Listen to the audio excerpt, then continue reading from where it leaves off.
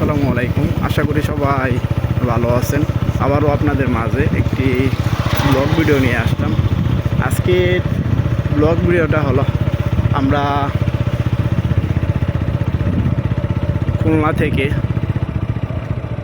জামালপুর যাব। তো আমরা খুলনা থেকে জামালপুর যাওয়ার পথে যা যা দেখতে পাবো সেগুলোই আপনাদের মাঝে তুলে ধরবো। তো আমরা যাওয়ার পথে দেখতে পারতেছি, আমাদের ক্যামেরাতে আপনারা দেখতে পারতেছেন যে আমরা যে রাস্তাতে যাইতেছি সেই রাস্তার সাইডে কত সুন্দর করে আপনারা দেখতে পারতেছেন বিভিন্ন ধরনের কিন্তু জিনিস তারা তৈরি করে রেখেছে।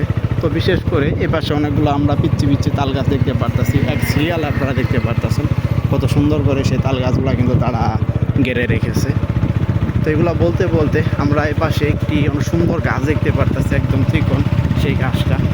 তো আপনারা তো সেই গাছ দেখতে পারলেন। তো এদিকে কিন্তু আমরা ধান ক্ষেতের পাশাপাশি বেগুন ক্ষেতটাও কিন্তু বেশি দেখতে পারতেছি, আপনারা তো দেখতেই পারতেছেন। এই পাশেও দেখতে পারলাম আমরা বিশাল এরিয়া নিয়ে কিন্তু তারা বেগুন ক্ষেত তৈরি করেছে, এই পাশে দেখতে পারতেছেন। তো আমি যদি আপনাদেরকে একটু সামনের দিকের অংশটা দেখাই, তো আপনারা সামনের দিকের অংশটা দেখতে পারতেছেন রাস্তার সাইডে এক সিরিয়ালে কত সুন্দর করে তারা গরু বেঁধে রেখেছে। তা তো আপনারা দেখতেই পারতেছেন এক সিরিয়ালে একটার পর একটা কিন্তু গরু বেঁধে রেখেছে। গরুগুলা দেখতে কিন্তু অসাধারণ সুন্দর, তা তো আপনারা ক্যামেরাতে দেখতেই পারলেন।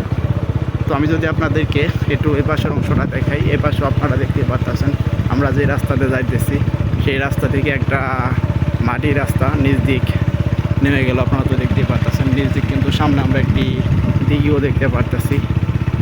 তো আমরা ওইদিকে যাব না, তো আমরা সোজা এদিক দিয়ে কিন্তু চলে যাব। তো আমরা যাওয়ার পথে পাশে একটি টং মাছও দেখতে পারতেছি, সেই টং মাছের উপরে হয়তো মানুষ বসে থাকে। তো আপনারা এতক্ষণ পর্যন্ত যারা আমার ব্লগ চ্যানেলে ব্লগ ভিডিও দেখলেন তাদেরকে অসংখ্য ধন্যবাদ।